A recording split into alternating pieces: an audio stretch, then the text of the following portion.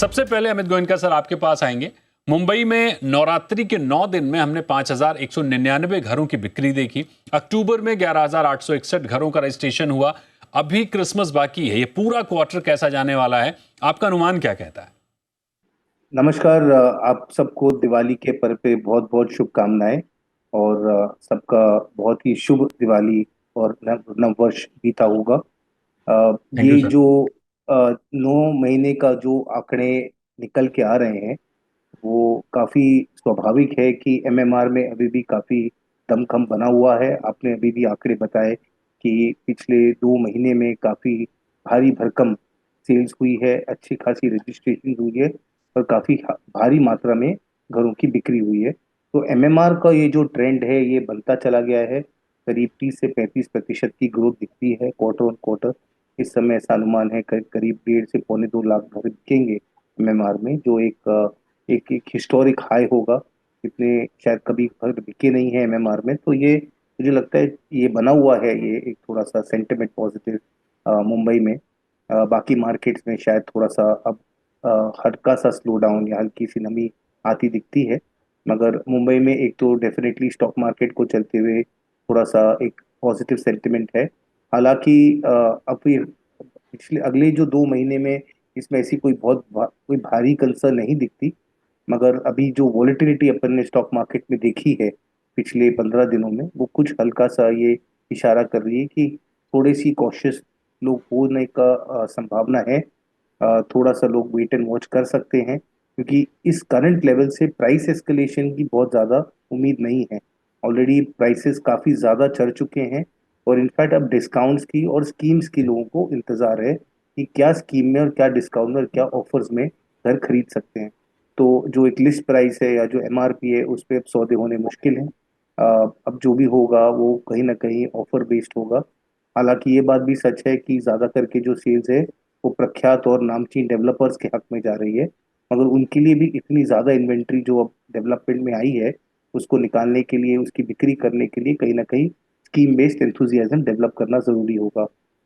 हमारा अभी भी आउटलुक काफ़ी पॉजिटिव है। एमएमआर में निवेश बना हुआ है काफ़ी हद तक। अभी भी ज़मीनें की बिक्री या जॉइंट डेवलपमेंट्स के तहत या रीडेवलपमेंट के तहत कई सारे नए प्रोजेक्ट्स उठाए जा रहे हैं, निवेश हो रहे हैं, लॉन्च हो रहे हैं। तो डेफिनेटली आउटलुक अभी भी पॉजिटिव है और थोड़ा क्वेश्चन आता दिखता है इस प्राइस लेवल पे। निवेश के लिहाज से हमने देखा कि दुबई की तमाम कंपनियां, यूरोप की तमाम कंपनियां भारत में रोड शो कर रही हैं। जाहिर एप्रिसिएशन और रेंटल यील्ड भी बेहतर है उन मार्केट्स में। तो निवेश के लिए भारत के सेकेंड होम वर्सेस दुबई की प्रॉपर्टी, कहां निवेश और कहां फोकस ज्यादा अधिक है? दीपक जी, बहुत दो अलग अलग चीजें हैं। जहां तक विदेशी प्रॉपर्टीज का सवाल है तो बहुत ही चुनिंदा लोग हैं जो विदेशी प्रॉपर्टीज में रुचि रखते हैं और या तो अपनी रेसिडेंसी या सिटीजनशिप के महज से भी उन कंट्रियों में इन्वेस्ट करते हैं, बिकॉज वहाँ पे कुछ मुद्रा प्रॉपर्टी में लगाने पर वहाँ की रेसिडेंसी या सिटीजनशिप हासिल होती है। पर ये बहुत ही कम और चुनिंदा लोग हैं। जहां तक ब्रॉडर मार्केट है सेकेंड होम का, डेफिनेटली ये काफी एक्सपैंड हुआ है क्योंकि आपने विदेशी डेवलपर्स की बात की तो इमार ने काफी बड़े रूप में एक अलीबाग में सेकेंड होम प्रोजेक्ट लॉन्च किया हाल ही में, जिसका काफी भव्य रिस्पॉन्स रहा। काफी अच्छी बिक्री हुई सेकेंड होम के लिहाज से। तो आज भी अगर हम मास डिमांड देखें या एक पॉपुलिस्ट डिमांड देखें तो भारत में सेकेंड होम की अब एक नई एक डिमांड उभरती दिखती है, जहाँ पे रेंटल यील्ड्स खास ना हो मगर कैपिटल अप्रिसिएशन शायद हो पाएगा, ऐसी उम्मीद रखते हैं। स्पेशली अलीबाग जैसे लोकेशन जहाँ पे अब इंफ्रास्ट्रक्चर का काफी बड़ी मात्रा में डेवलपमेंट हो पाया है। और जैसे डेवलपमेंट हो रहे हैं और जैसे आपके रोड और नेटवर्क और रेल नेटवर्क बढ़ रहे हैं इन लोकेशंस के तरफ, वहाँ पे प्राइस अप्रिसिएशन की उम्मीद अब दिखती है। इसके चलते जो नेटवर्क एरियाज हैं, जो मेजर ट्रंक इंफ्रास्ट्रक्चर एरियाज है, वहां पे सेकेंड होम की डेफिनेटली डिमांड दिख रही है और ये प्राइस अप्रिसिएशन के लहज ही दिख रही है। रेंटल नीड्स पे कोई बहुत ज्यादा लोगों का फोकस नहीं रहेगा। जहां तक विदेशी प्रॉपर्टीज का सवाल है यूएई वगैरह में, तो डेफिनेटली वो एक और दूसरा बहुत ही उत्तम मार्केट है जहाँ पे बहुत ज्यादा डिमांड है, बहुत अच्छा प्राइस अप्रिसिएशन हुआ है। हम्म। मुंबई से काफी हद तक मिरर भी किया है उसने डिमांड और प्राइस अप्रिसिएशन। और ये बना रहेगा दोनों मार्केट्स में। तो डेफिनेटली, मगर दोनों के अलग अलग पैरामीटर्स हैं, कंस्ट्रेंट्स भी हैं, क्योंकि विदेशी मुद्रा में घर खरीदना आसान नहीं है। LRS पे लिमिटेशंस हैं कि आप कितना रुपया बाहर भेज सकते हैं, और लोन लेना भी मुश्किल है। ये सब चैलेंजेस इंडिया में नहीं आते, तो इसके लिए अच्छी खासी प्रॉपर्टी इंडिया में लेना अभी भी काफी आसान है, काफी सरल है। तो इंडिया का डिमांड बना रहेगा, मगर लोगों बिल्कुल। का रुख है, ट्रैवल कर रहे हैं तो देख रहे हैं कि और ऑप्शंस अगर बन पाते हैं तो कुछ विदेशी मुद्रा में अगर निवेश हो पाता है तो करेंगे, मगर ये बहुत बहुत लिमिटेड सेगमेंट है मार्केट का। दीपक जी, बिल्कुल। इसमें अगर आप रिटर्न्स की बात करें तो आपने स्टॉक्स, गोल्ड, सिल्वर और प्रॉपर्टी की बात की है। तो इसमें अगर इसको हम स्टॉक से नहीं कंपेयर करें, because generally stock short term और अपॉर्चुनिस्टिक इन्वेस्टमेंट होता है। हम्म। हम SIP की बात नहीं कर रहे, और ऑफ कोर्स स्टॉक मार्केट्स ने जो रिटर्न्स दिए हैं पिछले हम्म। साल भर में, वो कोई भी एसेट क्लास को बीट करना इस समय इम्पॉसिबल है। जहां तक गोल्ड, सिल्वर और प्रॉपर्टी का सवाल है, ये थोड़े से ज्यादा कंपेरेबल, बिकॉज इसमें महज ट्रेडिंग नहीं होती, लोग इन्वेस्ट करके काफी लंबे अरसे तक रखते हैं।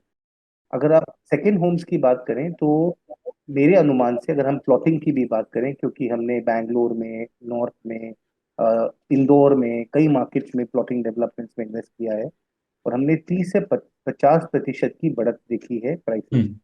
इस पीरियड में। अगर हम जो विलास की बात करें, बंगलोज की बात करें, जैसे मुंबई के आसपास में जो इलाके हैं, अलीबाग है, लोनावला, वहाँ पे 50 से 100% की भी बढ़त देखी है। जैसे वाह। अलीबाग में प्राइसेस ऑलमोस्ट डबल हो गए अलीबाग में। तो हम्म। इससे जो एक तिमाही में जो सौदे हुए हैं, वो पिछले साल के कंपैरिजन में 50 to 75% हायर पे हुए हैं, और कई हम्म। प्लॉट्स जो हैं वो तो काफी ज्यादा मल्टीपल पे बिके हैं। तो हम्म। डेफिनेटली इस एसेट क्लास में भी काफी रन अप रहा है, हम्म। मगर सेलेक्ट मार्केट में। ऐसा नहीं है कि पैन इंडिया आपको ये ग्रोथ दिखेगी। Select exactly. मार्केट, मैंने आपको बताया कि जहाँ पे इंफ्रास्ट्रक्चर ग्रोथ है, जहाँ पे ज्यादा लोगों का रुख बन रहा है, हम्म। वहाँ पे डेफिनेटली प्राइस एस्केलेशन, हमने जो प्लॉटेड डेवलपमेंट्स की भी बात हुई, हमने जी। अयोध्या और कई जगहों पे प्लॉटेड डेवलपमेंट्स भी देखे हैं। तो वहां पर भी हमने अच्छी खासी अप्रिसिएशन बनती हुई देखी है। लॉन्च प्राइस जो हुई थी जी। करीब 6 महीने पहले, और आज में भी आज 30 से 40% का फर्क ऑलरेडी आ चुका है। तो अच्छा खासा गेन्स दिखा है hmm. Second home plotted development of villas में। मगर अब ये मार्केट भी अब मच्योर हो रहा है। हम्म। पर इसके लिए मैं ज्यादा कंपैरिजन ये मेटल कमोडिटीज और प्रॉपर्टी में करूंगा, क्योंकि दोनों में अच्छी खासी बढ़त रही है। ठीक तो है। इसके लिए दोनों तरफ रुचि रही है। छोटा बिल्कुल। निवेश जो गोल्ड और सिल्वर में जाता है, जो जी। बड़ा निवेश जो बाय एंड होल्ड का जो स्ट्रैटेजी है वो प्रॉपर्टी में। बड़ा सवाल यह है कि 10 बार से एमपीसी ने ब्याज दरें स्थिर रखी हैं। फेस्टिव सीजन में ऑफर्स भी मिल जाते हैं घरों की बिक्री के लिए। और कहां से ट्रिगर मिलता दिख रहा है आपको? आई थिंक ट्रिगर तीन चीजें हैं। एक तो लोगों को जॉब सिक्योरिटी की इतनी चिंता नहीं है। IT सेक्टर में बीच में थोड़ी सी नमी थी, अब काफी हद तक वापस से IT सेक्टर का रिवाइवल देख रहे हैं।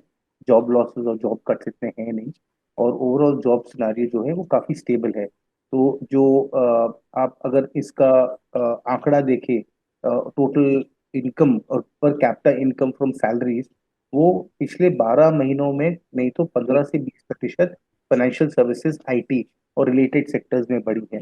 ओवरऑल जो GDP ग्रोथ बना हुआ है वो कई सेक्टर्स में काफी अभी भी अच्छा है, और प्रॉफिट और अर्निंग्स भी ठीक ठाक रही हैं। तो लास्ट क्वार्टर की अर्निंग्स थोड़ी वीक थी, मगर पिछले 9 महीने की अर्निंग्स उससे पहले काफी स्ट्रांग रही हैं।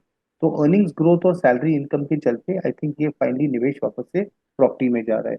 उसके अलावा जो एक जो फाइनेंशियल गेन्स रहे हैं, आज अगर आपने देखा होगा तो जितना amount of domestic capital stock market में लगा है, स्टॉक मार्केट संभला हुआ है बिकॉज FIIs एग्जिट कर रहे हैं, मगर वहीं पे डोमेस्टिक इन्वेस्टर्स वो उसको रिप्लेस कर रहे हैं। करेक्ट। तो जो प्रॉफिट बुकिंग हो रही है और जो डोमेस्टिक इन्वेस्टमेंट हो रहे हैं, उसका काफी बड़ा बड़ा जो फायदा है कैपिटल गेन्स का, वो प्रॉपर्टी में लगना अनिवार्य है, बिकॉज सबसे ज्यादा टैक्स सेविंग्स वही है। तो इसके लिए मुंबई मार्केट इसके लिए तेज है, बिकॉज स्टॉक मार्केट की गेन्स अच्छे खासे हैं। एग्जैक्ट। बैंगलोर मार्केट अभी भी अच्छा है, बिकॉज वहां पे भी अच्छी खासी IT की प्रॉफिट्स है, और ESOPs का लोगों ने मोनेटाइज किया है, कई कंपनीज लिस्ट भी हुई हैं।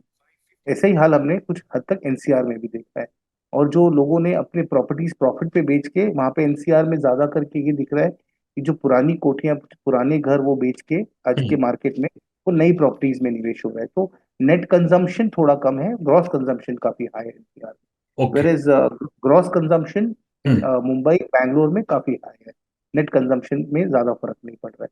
तो ठीक। डेफिनेटली ये तीन फैक्टर्स है, एक तो इकोनॉमिक ग्रोथ, जी। जॉब सिक्योरिटी और जी। Income from stock market and investment, ये ठीक तीनों है। ड्राइवर्स जो है वो एस्पिरेशंस को फ्यूल कर रहे हैं कि हम अपना नया घर ले सकते हैं।